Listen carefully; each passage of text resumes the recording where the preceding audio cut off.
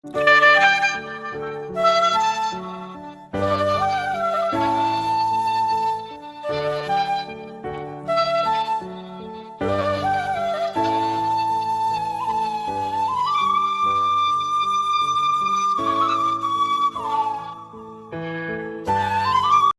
Hall, welcome back to my another vlog. So ನಾನು ನಿಮಗೆ ಇವತ್ತಿನ ವೀಡಿಯೋನಲ್ಲಿ ಒಂದು ರೆಸಿಪಿನ ಶೇರ್ ಮಾಡೋಣ ಅಂತ ಅಂದ್ಕೊಂಡಿದ್ದೀನಿ. ಸೊ ನಿಮಗೆ ತಮ್ಮನೇಲಿ ನೋಡಿನೇ ಗೊತ್ತಾಗಿರುತ್ತೆ ಅದು ಯಾವ ರೆಸಿಪಿ ಅಂತ ಹೇಳಿ. So chicken fry, chicken biryani ಹಾಗೆ ಕಬಾಬ್. ಸೊ ಮೂರಕ್ಕೂ ಬೇಕಾಗಿರೋದು ಇಷ್ಟೇ ಇಂಗ್ರೀಡಿಯೆಂಟ್ಸ್ ಅಷ್ಟೇ. ಸೊ ಅದನ್ನೆಲ್ಲ ಒಂದು ಲಿಸ್ಟ್ ಮಾಡಿ ಹೇಳ್ತಾ ಹೋಗ್ತೀನಿ. ಸೊ 2 ಆನಿಯನ್ ತೊಗೊಂಡಿದ್ದೀನಿ, ಹಾಗೆ ಒಂದು 4 ಟೊಮ್ಯಾಟೊ, ಹಾಗೆ ಒಂದು 5ರಿಂದ 6 ಮೆಣಸಿನ್ಕಾಯಿ ತಗೊಂಡಿದ್ದೀನಿ. ಹಾಗೆ ಸ್ವಲ್ಪ ಶುಂಠಿ, ಹಾಗೆ ಬೆಳ್ಳುಳ್ಳಿ, ಹಾಗೆ ಕೊತ್ತಂಬರಿ ಸೊಪ್ಪು, ಹಾಗೆ ಇದರಲ್ಲಿ ಚಕ್ಕೆ ಲವಂಗ, ಕಾಳು ಮೆಣಸನ್ನ ಹಾಕೋಬೇಕಾಗುತ್ತೆ. ಇದೊಂದನ್ನು ನಾನು ಮಿಸ್ ಮಾಡಿಬಿಟ್ಟಿದ್ದೀನಿ. ಸೊ ನೀವು ಅದನ್ನು ಆ್ಯಡ್ ಮಾಡ್ಕೊಳ್ಳಿ. ಅಂದರೆ ನಾನು ಇದರಲ್ಲಿ ತೋರಿಸ್ತಿಲ್ಲ, ಮಿಕ್ಸರ್ಗೆ ಹಾಕುವಾಗ ತೋರಿಸ್ತೀನಿ. ಸೊ ಇದಿಷ್ಟು ರುಬ್ಬಿಟ್ಕೊಳ್ಳೋಕೆ ಬೇಕಾಗಿರೋದು ಮೇನ್ ಶುಂಠಿ, ಬೆಳ್ಳುಳ್ಳಿ.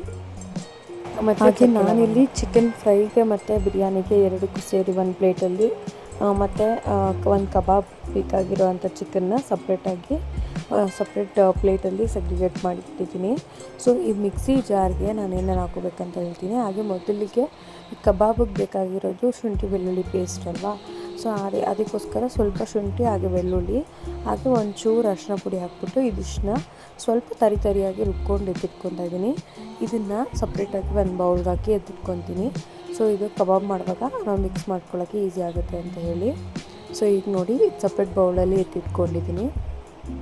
ಸೊ ನೆಕ್ಸ್ಟ್ ಇದೇ ಮಿಕ್ಸಿ ಜಾರ್ಗೆ ಸ್ವಲ್ಪ ಚಕ್ಕೆ, ಹಾಗೆ ಲವಂಗ, ಹಾಗೆ ಕಾಳು ಮೆಣಸನ್ನ ನೀವು ಒಂದು ಸ್ವಲ್ಪ ಖಾರ ಜಾಸ್ತಿ ಬೇಕಿದ್ದರೆ ನೀವು ಒಂದು ಸ್ವಲ್ಪ 6-7 ಹಾಕ್ಕೋಬೋದು.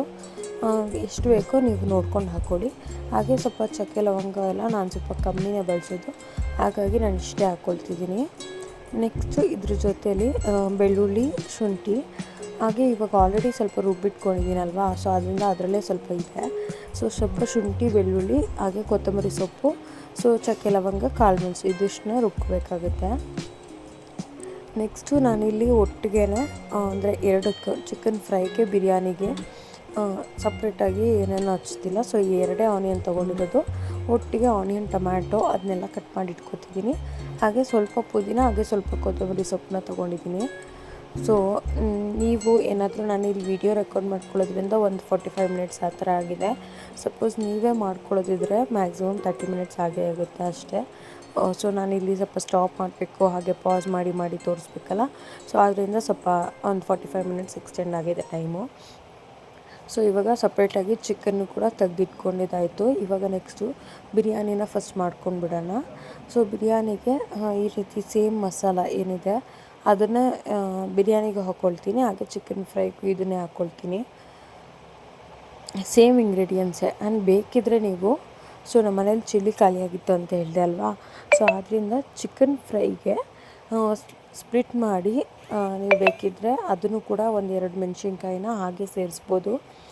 ಟೇಸ್ಟ್ ವೈಸ್ ಅಂತೂ ತುಂಬಾ ಚೆನ್ನಾಗಿರುತ್ತೆ. ಆ್ಯಂಡ್ ನಮಗೆ ಅಂದರೆ ನಮ್ಮ ಫ್ಯಾಮ್ಲಿಗೆ ಚಿಕನೆಲ್ಲ ಸ್ವಲ್ಪ ಸ್ಪೈಸಿ ಇದ್ರೇ ಇಷ್ಟ ಆಗುತ್ತೆ. ಖಾರ ಎಲ್ಲ ಕಮ್ಮಿ ಇದ್ದರೆ ನಾವು ತಿನ್ನೋಕ್ಕೆ ಇಷ್ಟಪಡಲ್ಲ. ಆ ರೀತಿ ನಿಮಗೆ ಖಾರ ಕಮ್ಮಿ ಬೇಕಿದ್ದರೆ ಇಷ್ಟೇ ಮೆಣಸಿನ್ಕಾಯಿನ ಹಾಕ್ಕೋಬೋದು. ಮೊದಲಿಗೆ ಪಲಾವ್ ಎಲೆ ಹಾಕ್ಕೊಳ್ತಿದ್ದೀನಿ. ಆ್ಯಂಡ್ ನಾನು ಯಾವುದೇ ರೀತಿ ಬಿರಿಯಾನಿ ಮಸಾಲ ಅಂದರೆ ಸೋಂಪು, ಪಲಾವ್ ಎಲೆ ಬಿಟ್ಟು ಮರಾಠಿ ಮೊಗ್ಗು ಆ ಥರದ್ದೆಲ್ಲ ನನಗೆ ಇಷ್ಟ ಆಗೋಲ್ಲ. ಸೊ ಜಾಸ್ತಿ ಸ್ಪೈಸಸ್ ಅಂತ ಅನಿಸುತ್ತೆ, ಅದಕ್ಕೆ ನಾನು ಅದೇನೂ ಹಾಕೋಲ್ಲ. ಸೊ ಇವಾಗ ಪಲಾವ್ ಎಲೆ ಹಾಕಿದ ನಂತರ ಈರುಳ್ಳಿನ ಹಾಕ್ಕೊಳ್ತಿದ್ದೀನಿ. ಸೊ ಈರುಳ್ಳಿ ಒಂದು ಸ್ವಲ್ಪ ಗೋಲ್ಡನ್ ಬ್ರೌನ್ ಬರಲಿ. ಸೊ ಇದೆಲ್ಲನೂ ನೀಟಾಗಿ ಸ್ವಲ್ಪ ಬ್ರೌನಿಷ್ ಕಲರ್ ಬಂದ ತಕ್ಷಣ ಸೊ ನೆಕ್ಸ್ಟು ಬಂದು ಈ ಚಿಕನ್ ಏನಿದೆ ಚಿಕನ್ನ ಹಾಕ್ಕೊಳ್ತೀನಿ. ಚಿಕನ್ ಹಾಕ್ಕೊಂಡಿದ ನಂತರ ಒಂದು ಸ್ವಲ್ಪ ಸಾಲ್ಟ್ ಹಾಕ್ಕೊಳ್ತೀನಿ. ಸಾಲ್ಟ್ ಹಾಕ್ಕೊಂಡು ಒಂದು ಸ್ವಲ್ಪ ಅರಿಶಿನ ಪುಡಿ ಹಾಕ್ಕೋಬೇಕಾಗುತ್ತೆ. ಹಾಗೆ ನೆಕ್ಸ್ಟು ಈ ರುಬ್ಬಿಟ್ಕೊಂಡಿರೋದು ಗ್ರೀನ್ ಕಲರ್ ಪೇಸ್ಟ್ ಏನಿದೆ ಅಂದರೆ ಕೊತ್ತಂಬರಿ ಸೊಪ್ಪು, ಹಸಿಮೆಣಸಿನ್ಕಾಯಿ ಎಲ್ಲ ರುಬ್ಬಿದ್ವಲ್ಲ ಅದನ್ನು ಇದರಲ್ಲಿ ಹಾಕ್ಕೊಳ್ತೀನಿ. ಸೊ ಆಲ್ಮೋಸ್ಟ್ ಇದು ಸಿಮಿಲರೇ ಇರುತ್ತೆ. ಪಲಾವ್ಗೆ. ಬಟ್ ಇದು ಕೂಡ ಈ ಥರ ಒಂದು ಸಲ ಟ್ರೈ ಮಾಡಿ.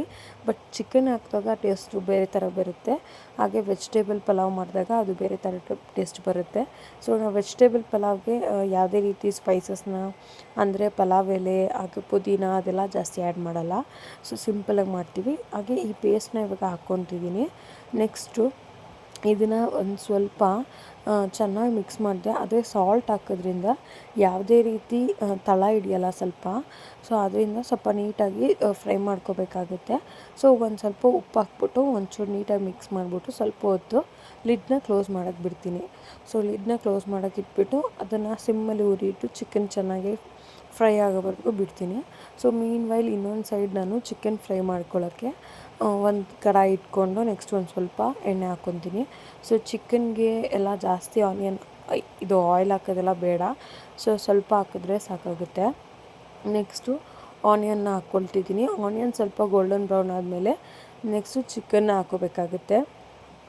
ಚಿಕನ್ ಹಾಕ್ಕೊಂಡು ಸೇಮ್ ಇವಾಗ ಏನು ಇಂಗ್ರೀಡಿಯೆಂಟ್ಸ್ನ ನಾವು ಪಲಾವ್ಗೆ ಒಂದು ಪೇಸ್ಟ್ ಹಾಕಿದ್ವಲ್ಲ, ಅಂದರೆ ಬಿರಿಯಾನಿಗೆ, ಸೊ ಆ ಗ್ರೀನ್ ಕಲರ್ ಪೇಸ್ಟು ಅದನ್ನೇ ಇದಕ್ಕೂ ಆ್ಯಡ್ ಮಾಡ್ಕೊತಿದ್ದೀನಿ.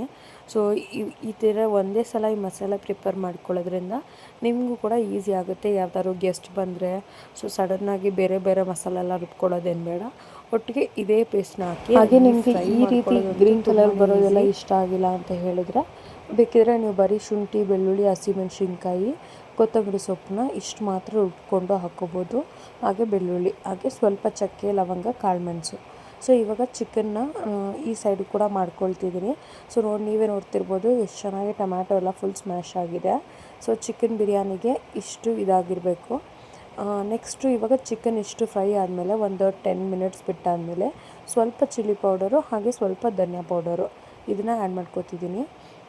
ಸೊ ಈ ರೀತಿ ಚಿಕನ್ ಫುಲ್ಲು ಚೆನ್ನಾಗಿ ಗ್ರೇವಿ ಕನ್ಸಿಸ್ಟೆನ್ಸಿಲಿ ಬರಬೇಕು, ಆವಾಗಲೇ ಚೆನ್ನಾಗಿ ಬಿರಿಯಾನಿ ಟೇಸ್ಟ್ ಬರೋದು. ಸುಮ್ಮನೆ ಚಿಕನ್ ಸ್ವಲ್ಪ ಕುಕ್ ಆದಾಗಲೇ ಹಾಕಬೇಡಿ, ಅದೊಂಥರ ಚೆನ್ನಾಗಿರಲ್ಲ. ಸೊ ಮೀನ್ವೈಲ್ ಈ ಕಡೆ ಫ್ರೈನೂ ಕೂಡ ಮಾಡ್ಕೊಳ್ತಿದ್ದೀನಲ್ವ, ಸೊ ಅಲ್ಲಿ ಚಿಕನ್ ಹಾಕ್ಬಿಟ್ಟು ಅದನ್ನು ಕೂಡ ಕ್ಲೋಸ್ ಮಾಡಿ ಇಡ್ತಿದ್ದೀನಿ. ಈ ಕಡೆ ರೈಸ್ಗೆ ಅಂದರೆ ನನಗೆ 1:2 ರೇಷಿಯೋದಲ್ಲಿ ರೈಸ್ನ ತೊಗೊಂಡು ವಾಟರ್ನ 1:2 ರೇಷಿಯೋದಲ್ಲಿ ಹಾಕ್ಕೋಬೇಕು. ಸೊ ಆ ರೀತಿ ನನಗೆ ಕೈ ಅಳತೆಯಲ್ಲೇ ಗೊತ್ತಾಗೋದು. ಸೊ ಆದ್ದರಿಂದ ನಾನು ಒಟ್ಟಿಗೆ ಇದೇ ರೀತಿ ಬೌಲಲ್ಲೇ ನೀರು ಹಾಕ್ಬಿಟ್ಟು ವಾಶ್ ಮಾಡಿ ಅದರಲ್ಲೇ ಹಾಕ್ಬಿಡ್ತೀನಿ. ಸೊ ಇವಾಗ ರೈಸ್ ಹಾಕ್ಕೊಂಡು ಇವಾಗ ಸಾಲ್ಟ್ನ ಇನ್ನೊಂದು ಸಲ ಮಿಕ್ಸ್ ಮಾಡುವಾಗ ನೋಡ್ಕೊಳ್ಳಿ. ಹಾಗೆ ನಿಮಗೆ ಬೇಗ ಆಗಬೇಕಂದ್ರೆ ಸ್ವಲ್ಪ ಕುದಿಯೋಕ್ಕೆ ಬಿಡಿ. ಹಾಗೆ ಮೇನ್ ಏನಂದರೆ ಹೈ ಫ್ಲೇಮಲ್ಲಿ ರೈಸ್ನ ಇಡೋದಕ್ಕೆ ಹೋಗಬಾರ್ದು, ಆವಾಗ ಅದು ರೈಸ್ ಎಲ್ಲ ನೀಟಾಗಿ ಕುಕ್ ಆಗೋದಿಲ್ಲ. ಸೊ ಅದರಿಂದ ನಾನು ಚಿಕ್ಕ ಉರಿ ಮಾಡಿ ಅಂದರೆ ಬೇರೆ ಕಡೆ ಚಿಕ್ಕದ್ರ ಕಡೆ ಇಡ್ತಾಯಿದ್ದೀನಿ. ಸೊ ನೆಕ್ಸ್ಟ್ ಇವಾಗ ಇದನ್ನು ಈ ಕಡೆ ಶಿಫ್ಟ್ ಮಾಡಿಕೊಂಡೆ. ಸೊ ಚಿಕನ್ ಸ್ವಲ್ಪ ಚೆನ್ನಾಗಿ ಫ್ರೈ ಆಗಬೇಕು, ಚಿಕನ್ನ ನೀಟಾಗಿ ಫ್ರೈ ಮಾಡ್ಕೊಳ್ಳಿ. ಸೊ ಆದಷ್ಟು ಚಿಕನ್ ಫ್ರೈ ಆದಮೇಲೆ ಟೊಮ್ಯಾಟೊ ಹಾಕಿ, ಟೊಮ್ಯಾಟೊ ಎಲ್ಲ ಹಾಕಿಬಿಟ್ಟು ನೆಕ್ಸ್ಟ್ ಅದನ್ನು ಕೂಡ ಟೊಮ್ಯಾಟೊ ಎಲ್ಲ ಫುಲ್ ಸಾಫ್ಟ್ ಆಗೋವರೆಗೂ ಚೆನ್ನಾಗಿ ಕುಕ್ ಆಗೋದಕ್ಕೆ ಲಿಡ್ ಕ್ಲೋಸ್ ಮಾಡಿ ಬಿಡ್ತೀನಿ. ಆ್ಯಂಡ್ ಇದ್ರ ಜೊತೇಲಿ ನೀವು ಬೇಕಾದ್ರೆ ಹಸಿಮೆಣ್ಸಿನ್ಕಾಯಿನ ಸ್ಪ್ಲಿಟ್ ಮಾಡಿ ಹಾಕ್ಕೋಬೋದು. ಆ್ಯಂಡ್ ಟೇಸ್ಟ್ ವೈಸ್ ತುಂಬಾ ಚೆನ್ನಾಗಿರುತ್ತೆ. ಹಾಗೆ ಇನ್ನೊಂದು ಸೈಡು ಚಿಕನ್ ಕಬಾಬ್ಗೂ ಕೂಡ ನಾನು ಪೇಸ್ಟ್ ಏನು ಮಾಡಿ ಇಟ್ಟಿದ್ದೆ ಅದನ್ನು ಇವಾಗ ಹಾಕ್ಕೊಳ್ತಿದ್ದೀನಿ. ಸೊ ಶುಂಠಿ, ಬೆಳ್ಳುಳ್ಳಿ, ಹಾಗೆ ಒಂಚೂರು ಮನೆಯಲ್ಲೇ ಮಾಡಿರೋ ಚಿಲ್ಲಿ ಪೌಡರು, ಹಾಗೆ ಒಂದು ಮೊಟ್ಟೆ ಹಾಕ್ಕೊಂಡು ನೆಕ್ಸ್ಟು ಕಬಾಬ್ ಪೌಡರು ಹಾಗೆ ಕಾರ್ನ್ಫ್ಲೋರ್ನ ಹಾಕ್ಕೊಳ್ತಿದ್ದೀನಿ. ನಿಮಗೆ ಕಾರ್ನ್ಫ್ಲೋರ್ ಇಲ್ಲ ಅಂತ ಹೇಳಿದ್ರೆ ನೀವು ಅಕ್ಕಿ ಹಿಟ್ಟನ್ನೂ ಹಾಕ್ಕೋಬೋದು. ಅಕ್ಕಿ ಹಿಟ್ಟು ಹಾಕ್ಕೊಂಡ್ರೆ ಸ್ವಲ್ಪ ಕ್ರಿಸ್ಪಿಯಾಗಿ ಬರುತ್ತೆ. ಹಾಗೆ ಸ್ವಲ್ಪ ಸಾಲ್ಟು ಇದಿಷ್ಟನ್ನು ಹಾಕ್ಕೊಂಡು ನೀಟಾಗಿ ಮಿಕ್ಸ್ ಮಾಡಿಬಿಟ್ಟು ನಾನು ಒಂದು ಬಾಕ್ಸಲ್ಲಿ ಹಾಕಿ ಫ್ರೀಝರಲ್ಲಿ ಎತ್ತಿಟ್ಕೊತಿದ್ದೀನಿ. ಸ್ವಲ್ಪ ಇವಾಗ ಹಾಕ್ಕೋಬೇಕಲ್ವ, ಸೊ ಅದರಿಂದ ಸ್ವಲ್ಪ ಬೇಗ ಮ್ಯಾರಿನೇಟ್ ಆಗಲಿ ಅಂತ ಫ್ರೀಝ್ ಮಾಡ್ತೀನಿ. ಸೊ ದಟ್ ನಾನು ಈ ಬಿರಿಯಾನಿ ಎಲ್ಲ ಕುಕ್ ಮಾಡೋ ಒಳಗಡೆ ಇದು ಕೂಡ ಮ್ಯಾರಿನೇಟ್ ಆಗಿರುತ್ತೆ. ಹಾಗೆ ನಾನು ಈ ರೀತಿ ಯೂಸ್ ಆ್ಯಂಡ್ ಥ್ರೋ ಬಾಕ್ಸಸ್ ಎಲ್ಲ ಏನಿರುತ್ತೆ ಅದನ್ನ ನಾನು ಹಾಗೆ ಎತ್ತಿಟ್ಟಿರ್ತೀನಿ. ಈ ರೀತಿ ನಾನ್ ವೆಜ್ ಎಲ್ಲ ಮಾಡಿದಾಗ ನನಗೆ ಸ್ಟೀಲ್ ಬೌಲಲ್ಲೆಲ್ಲ ಹಾಕಿ ಫ್ರಿಜ್ಜಲ್ಲಿ ಇಡೋಕ್ಕೆ ಇಷ್ಟ ಆಗೋಲ್ಲ.